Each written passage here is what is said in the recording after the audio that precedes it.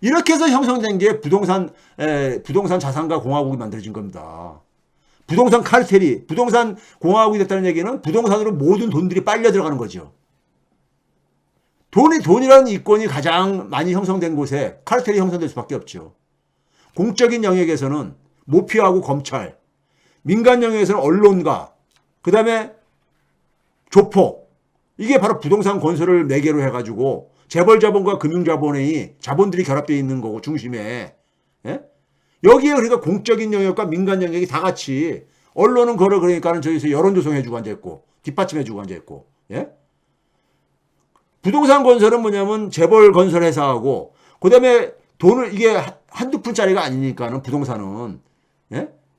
은행하고 연결될 수밖에 없잖아요. 대출하고요. 예? 이걸 정책적으로 지원해주는 게 모피아들이고 통화정책으로 지원해주는 게 한국은행이고 다 이게 다 모피아 산하에 있는 것들이죠. 예?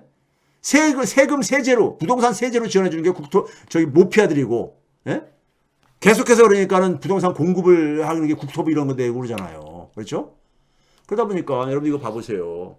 주택담보대출만 가계 부채 중에서 그러니까 우리가 한 축이 주택담보대출이잖아요. 주택담보대출은 2007년도부터 지금 이게 통계인데 한 번도 줄어든 적이 없잖아. 한 번도 줄어든 적이 없어요. 예? 왜? 주택담보대출이 증가해야지만이 부동산이 버티죠. 예? 그렇잖아요. 주택담보대출이 증가해야지만이 은행이 돈 벌잖아요. 돈 벌잖아. 주택담보대출이 증가해야지만이 건설회사가 돈 벌잖아요. 예? 그런데 문제는 뭐냐면 다 이게 가계 부채라 이거죠. 한 번도 꺾이지 않고 계속 증가했잖아요. 예? 주택담보대출 이게 건설 경기가 안 좋을 때는 이게 꺾일 수도 있어야 되는 거잖아. 근데 안 꺾입니다 이거. 왜 안 꺾여요? 예? 꺾이지 않도록 정부에서 우리가 또 이게 펌프질 해주거든요. 정부에서. 예? 그러니까 이게 바로 뭐냐면 부동산 카르텔의 도구로 전락한 거야. 정책주택금융이. 이게 정책주택금융입니다. 부동산 담보대출 중에서 정부가 그러니까 빌려주는 정책, 우리나라는 두 가지가 있죠. 두 군데가 있죠. 주택금융공사라는 데가 있고, 주택금융공사가 어디가 만든 겁니까? 정부의 재정하고 한국은행이 돈을 투입해서 만든 거잖아요. 예? 주택금융공사라는 데가 있고, 또 하나가 뭡니까? 예? 도시주택기금이라고 있잖아요. 허그라고요. 얘네들이 소위 말해서 정책주택금융을 담당하는 애들이잖아요. 예? 정책주택금융. 그러니까 민간에서 그러니까는 소위 은행에서 주택담보대출이 이게 좀 이렇게 쭈뭇해질 것 같으면 이게 나서는 거야. 올해 그러니까는 소위 말해서 윤석열 정권에서도 올해 들어와가지고 주택시장이 식으니까는. 예? 연초부터 뭘 했습니까? 특례 보금자리로 했냐. 뭐 이런 것도 막 투입해가지고. 예? 하잖아요. 정책주택금융이 정책적으로 민간이 그러니까 힘을 잃으면 정부가 나서가지고 또 가는 겁니다. 예? 여기에 그러니까는 우리가 기본적으로 이게 바로 뭐예요? 이게 부동산 카르텔의 핵심인 재벌 건설 자본하고 금융회사가 돈벌이를 하려면은 주택담보대출을 많이 받아야 많이 이게 돌아가야 되는 거잖아요. 예? 많이 돌아가야 되는 거잖아요. 그러니까 민간이 그러니까는 제대로 못할 때는 내가 금리 싸게 빌려줄 테니까는 돈 갖다 써 이런 거잖아요. 예? 50년 만기 대출도 막 만들고 그랬잖아요. 올해 보게 되면요. 예? 그렇죠? 그럼 이런 것들을 만드는 게 정책이잖아요. 이걸 진두지하는 게 어디냐? 기재부라는 얘기죠. 기재부 정부조직법 27조 1항을 보게 되면요. 우리나라 기재부는 사실상 정부 전체를 장악하고 있습니다. 중장기 국가발전전략 수립, 이게 제일 먼저 나오는 거예요. 업무 중에서요. 권한 중에서. 이게 뭔지 아세요? 과거에 우리가 기획예산처, 군사정권 때 있었던, 군사정권 때는 기획예산처하고 재무부가 분리되어 있었어요. 기획예산처의 업무입니다. 기획이라는 게 뭐예요? 정부에 그러니까는 우리가 기업에서도 기획 담당하는 건 뭐예요? 머리 역할 하는 거잖아요. 정부에 그러니까 우리가 기본적으로 장기적인 발전 전략을 잡는 데가 기획 담당이잖아요. 예? 경제기획원이 했던 것을 예? 이걸 이제 그러니까는 김영삼 때 통합을 해버리죠. 재무부하고. 그래서 공룡으로 만들어놔요. 이걸 해놓다 보니까는 국가발전전략수립을 기재부가 흡수하다 보니까는 뭘 합니까요? 국무총리실을 장악하고 있습니다. 국무총리가 사실상 내치를 담당하는 거잖아요. 예? 대통령은 그러니까 주로 외교, 군사, 안보 이런 걸 이제 중심으로 간다면은 예? 내치를 담당하잖아요. 예? 실제로 국무총리가 그렇게 돼 있습니다. 권한도요. 근데 국무총리를 실질적으로 보좌하는 책임자가 국무조정실장입니다. 장관급이죠. 그 자리가 기재부 출신들이 항상 가서 합니다. 기재부 출신들이.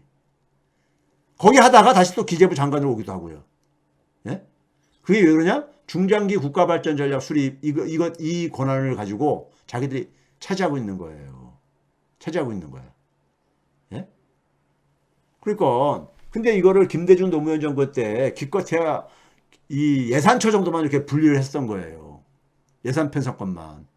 근데 그렇게 해봤자, 예산 편성을 분리해봤자, 그게 다 기재부 출신들이 사람만 나눠서 이렇게 가서 일을 하는 거기 때문에 모피아 문제는 정리가 안 되지죠. 권한을 분산시켜야 되죠. 우리가 민주주의 속에서는 권한이 집중되게 되면은 부패하고 문제가 생기잖아요. 견제와 균형이 민주주의의 핵심 원리잖아요. 예? 새 정부가 들어서면요. 중장기 국가발전 수립은 청와대가 가져가야 됩니다. 선출 권력이 담당해야 되죠.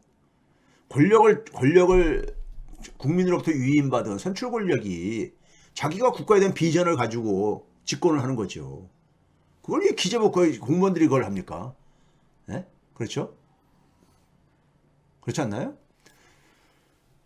그리고 나서 뭐 예산처를 이렇게 기능적으로 더 분산시키는 건 당연히 해야 될 거지만 중장기 국가발전 전략수립은 청와대로 흡수해 가야 됩니다. 그리고 청와대를 제발 좀 청와대 그러니까 핵심 인사들을 기재부 관료로 채우면 안 됩니다. 우리나라는 기재부가 경제 관료들이 아까 그랬잖아요. 국무총리실 장악했죠? 청와대도 장악하잖아요. 초창기에는 보게 되면 어공들이 그러니까 대통령의 참모들이 가서 좀 하다가 다 쫓겨나고 결국은 기재부 관료들이 가서 장악하잖아요. 경제수석이니 정책실장이니 이런 것 자리들을요. 그러니까 기재부가 그러니까 국무총리실 장악하고 대통령실 장악했으면 사실상 다 장악한 거지 뭘. 거기다 돈을 장악했어. 다 장악한 거죠 뭘. 예? 대통령하고 국무총리라는 것을 그냥 위에 얹혀놓고 자기들이 마음대로 하는 거죠 뭘. 그래서 한국은행도 장악해 있어요. 뭘로요? 화폐 업무에 대한 것을 기재부가 하고 있거든. 화폐 업무를요. 실제로 금통위원을 기재부가 당연직으로 한 명 파견하게 돼 있고요. 금융정책을 만드는 금융위원회도 기재부에서 떼나가는 업무지만은 거기에도 당연적으로 금융위원이 기재부 차관이 금융위원회 위원을 하고 있죠. 예? 필요한 자리는 다 가 있는 거예요. 그 다음에 뭡니까? 국토교통부에서 부동산 정책을 할 때도 부동산 정책에서 빼놓을 수 없는 게 뭡니까? 세제 정책이죠. 부동산 세금과 관련된 거. 이거는 기재부가 갖고 있습니다. 국토부가 못해. 그러니까 기재부가 사실상 정부 전체를 장악하고 있는 거예요. 그렇게 되면 어떻게 됩니까? 검찰과 같은 문제가 생기는 거예요. 그러다 보니까 모피아가 된 겁니다. 그래서 우리가 시중에 그런 말 있잖아요. 오래전부터요. 한국은행은 기재부의 남대문 출장소고 모피아의 남대문 출장소고 금융위나 금감원은 모피아의 여의도 출장소다. 그 장소가 여의도에 있으니까는 건물들이. 한국은행은 저 남대문에 있고요.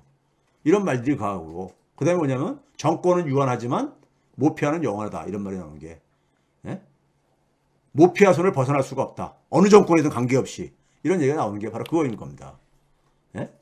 이거를 그러니까 이걸 김영삼 때부터 실수하기 시작한 거예요. 군사정권 때는 경제기획원하고 재무부를 딱 분리해놓고 그 다음에 뭐냐면 그 당시에는 권력이 물리력을 갖고 있었잖아요. 군부라든가 이런 물리력을 갖고 있었다 보니까는 관료들을 통제한 거야. 국가가 금융도 통제를 했죠.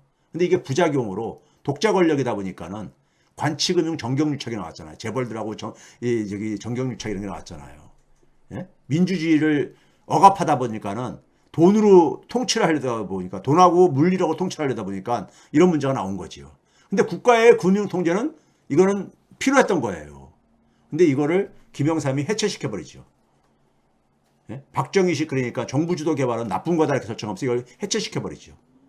그러면서 뭐냐면 경제기획하고 재무부를 통합해가지고 재정경제원이라고 해서 엄청난 공룡부서를 만들어버리죠. 김영삼이요. 이때부터 그러니까 문제가 되기 시작한 거야. 정부는 그러니까 손을 떼기 시작하면서 경제 관료들은 힘을 더 집중시켜주고 권력은 시장에다 넘겨버리고 그러니까 시장에 누가 그걸 납석 받아먹었어요? 재벌 자본이 받아먹은 거죠. 그리고 월가 자본이 또 들어오죠. 예? 이게 다 들어와서 시장을 점령하니까는 경제 관료들은 새로운 힘이 과거에는 그러니까 군사 독재 권력이한테 가서 자기들이 수정 역할을 했는데 이제 새로운 주인을 모시는 거지. 새로운 주인은 누가 됐어? 자본이 됐죠. 재벌 자본과 월가 자본이 됐죠. 이들을 위해서 그러니까는 충성을 하게 되는 거죠. 예? 충성하는 거죠. 금융자본의 논리를 가지고 정부의 금융정책을, 공공금융을 다 해체시켜버리는 거죠. 예? 금융자본의 돈놀이에 방해가 되는 것은 다 없애는 거죠. 재정 건전성 타령도 바로 그거죠. 정부가 돈을 적게 쓴다는 얘기는 결국 뭐냐면 뭡니까? 민간에다가 의존하는 얘기잖아요. 민간 금융한테요. 그렇죠? 이게 공공금융을 해체한 거야. 이걸 문제는 뭐냐면 민주정권이 했다는 거에 저는 아주 가슴이 아픈 거죠. 통탄할 일이라는 거죠. 민주화가 민주주의를 가면서 공공금융 해체로 이게 연결됐다는 것이 이게 우리한테는 아주 진짜 쓰라린 적 없는 겁니다. 그러다 보니까는 정권이 바뀌어도 서민들의 삶은 바뀌는 게 없는 거예요. 갈수록 그러니까 권력과 경제력의 세습은 더 고착화되고. 예? 그래서 그런 거예요. 예? 공공금융을 해체시켰으니까. 사회의 기본적인, 그러니까 사회를 구성하려면 사회 몫이라는 게 바로 이게 공공금융의 표현이거든요. 그걸 해체하게 되면 사회가 붕괴되지. 예? 사회가, 정부의 역할이 없으니까는, 정부가 그러니까 우리가 소득과 금융에 있어서 역할을 못하니까는 사회가 양극화가 심해지고, 사회가 파편화되지고, 사회가 붕괴되어지죠. 그렇죠? 이게 근데 문제는 뭐냐면 민주주의 정권에서 이게 진행됐다는데 우리가 기가 막힌 거죠. 기가 막힌 거야. 모피아는요, 막강합니다, 권한이요. 제가 늘 그러잖아요. 예? 이들은 권력을 넘나든다고. 예? 권력을 넘나들어요. 윤중현이 노무현 때 그러니까 이 금융감독원장 하다가 이명박 때 가가지고 기재부 장관하고 앉아있고. 예? 그리고 뭐 예를 들어서 한덕수는 뭐 했었습니까? 지금 한덕수래. 지금 뭡니까? 윤석열에서 지금 국무총리 하고 있는, 예? 누구죠? 갑자기 이름이 가네. 그 친구도 뭐냐면 그 양반도 뭐 했던 거예요? 그러니까요. 노무현 때 기재부 했었던 사람 아닙니까? 예? 그러니까 뭐 권력과 관계없이 모피아들은 계속해서 왔다 갔다 하다가 잠깐 퇴임했을 때는 또 우리가 모폼에 갔다가 이렇게 합니다. 문재인 정권 때도 그러니까는 마찬가지죠. 문재인 정권 때 그러니까는, 예? 지금 경기도지사는 김동연이라든가 홍남기라든가 다 이게 이명박 박근혜 사람들이 아니었습니까? 예? 있었잖아요. 그렇죠? 그러니까 이 부동산 카르텔이라는 것은 뭐냐면요, 결국은, 예? 자본의 논리죠. 자본이 그러니까 사실은 공적인 영역을 장악해버린 거예요. 정권 위에 존재하고 있는 거죠. 즉 돈의 힘이 공적 권한을 지배하는 거죠. 그럼 사회는 존재하지 않죠. 예? 사회는 붕괴되죠. 시장에만 돈이 그래야 되는데, 시장도 그래서 우리가 민주주의에 의해서 통제를 받아야 되는데, 예? 오히려 거꾸로 그러니까는 공적인 영역이 돈의 힘에 의해서 장악당해 버렸으니 사회가 어떻게 되겠습니까? 돈의 힘이 그러니까 전체를 다 장악한 거잖아요. 한 나라를요. 그럼 사회가 붕괴가 되지죠. 그렇죠? 그러니까 거기에 그러니까 우리가 소위 말해서 기재부를 중심으로 한 모피아들이 건설자본과 금융자본의 이해를 정책적으로 지원하고 언론은 거기에 필요로 한 여론을 조성해 주고요. 예? 여론을 조성해 주잖아요. 예? 그 부동산 관련돼 가지고 그러니까 기사들 나오는 거 봐보세요. 검찰과 대형 로펌들은 뭐합니까? 법적인 방어막 역할을 해주죠. 지원 역할을 해주죠. 그 대가로 퇴임 후에는 모피아들이 재벌기업에 가가지고 이사를 하거나, 예? 이사의 의장을 하거나, 많잖아요. 대형 로펌에 가서 또 우리가 뭐 자문을 하거나 하면서, 예? 돈 벌고 있다가, 대표적인 게 금융회사에 그러니까 감사자를 붙어서 안 깨차는 게 없죠. 그렇게 바깥에 있을 때는 자기 그 옛날 직장에다 로비를 하고 그러다가 기재부에다가 다시 또 공주로 돌아오죠. 정치권 기웃기웃 하면서 정치권으로 들어가기도 하고. 그렇죠? 그러니까 부동산 카르텔이 정권 위에 존재합니다. 대한민국은요. 정권 위에 존재해. 예? 이거를 김대중 대통령은 몰랐던 거고 노무현 대통령도 몰랐다가 퇴임 후에 이거를 느낀 것 같아요. 제가 볼 때는. 예? 그러니까 모피아는 영원하죠. 예? 이거를 해결 안 하면요. 앞으로 그러니까 설사 그러니까 이재명 정권이 들어서더라도 대한민국 안 바뀝니다. 안 바뀌어. 예? 아까 한덕수 맞네. 한덕수가요. 김대중 정부 때 경제 수석을 했었습니다. 지금 저기 저 윤석열의 국무총리하는 한덕수가요. 경제 수석을 했었고요. 노무현 정부 때 재경부 장관 했었어. 예? 그러다가 김현장에 머물다가 다시 윤석열 정권 돌아온 거 아닙니까? 예? 그러니까 돈을 그러니까 이렇게 공무원이 그렇게 돈을 많이 모을 수가 있었던 것이지. 추경호와 뭘 샀습니까? 김대중 정부 때 인수위원이었었어요. 출범, 정권 출범에. 그리고 김대중 대통령이 경제비서관 했었어요. 예? 이럴 거면 못하라 그러니까 정권을 잡냐고. 예? 도대체가 저는 못하라 정권을 잡아 이럴 거면요. 예?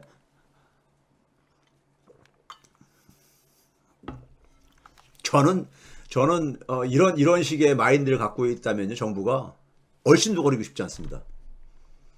예, 공제해봤자요, 실패하고 아무것도 안 돼요. 그건 뭐 저기 저 장관 자리 하나 깨차고 잠깐 있다가 나오는 거, 그거 아무 의미가 없는 거거든요. 저는 그런 거 관심 없습니다. 관심 없어요, 개인적으로요. 그리고 오히려 그러니까는 제가 그런 얘기가 들 텐데 최백원도 별 수 없네. 뭐 이런 얘기 들 게 아닙니까? 예? 그런 얘기 들고 뻔한데 그걸 왜 해야 됩니까? 그런 건 안 합니다. 절대 안 해요.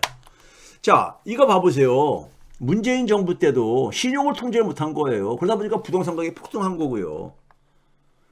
김수현 사회수석하고 그다음에 저기 정책실장 했던 김수현이라고 있죠. 노무현 때 부동산 정책도 입안했었던 그 양반이 이 금융 때문에 어쩔 수 없었다 이런 얘기 하는데 글로벌 금융은요, 문재인 정권 때는 그렇게 크게 저기 많이 안 증가했었습니다. 글로벌 국내 신용보다 오히려 적었었어요. 국내 신용은 통제할 수 있잖아요. 국내 신용 통제 실패한 거예요. 문재인 정권도요. 그러다 보니까 부동산이 폭등한 거예요. 못 잡고. 결국 돈이 많이 가게 되면 가격은 오를 수밖에 없는 거거든요. 예? 노무현 때는 글로벌 자본들이 많이 움직였어요. 예? 금융이 터지고 나가지고 소위 말해서 그러니까 우리가 크로스보더는 국경간에 넘나드는 그러니까 소위 말해서 이런 것들이 많이 줄어들죠. 신용이. 금융위 때 호되게 당하고 나가지고요. 예? 호되게 당했기 때문에. 예? 그러다 보니까는 그런데 국내 신용이 문재인 정부 때 보게 되면은 연평균 8.3%로 증가했고 글로벌 신용은 5.4%뿐이 안 되잖아요. 예? 국내 신용을 통제 못한 결과가 부동산 자산 가격의 급등이었었던 거예요. 문재인 정부 때는요. 예?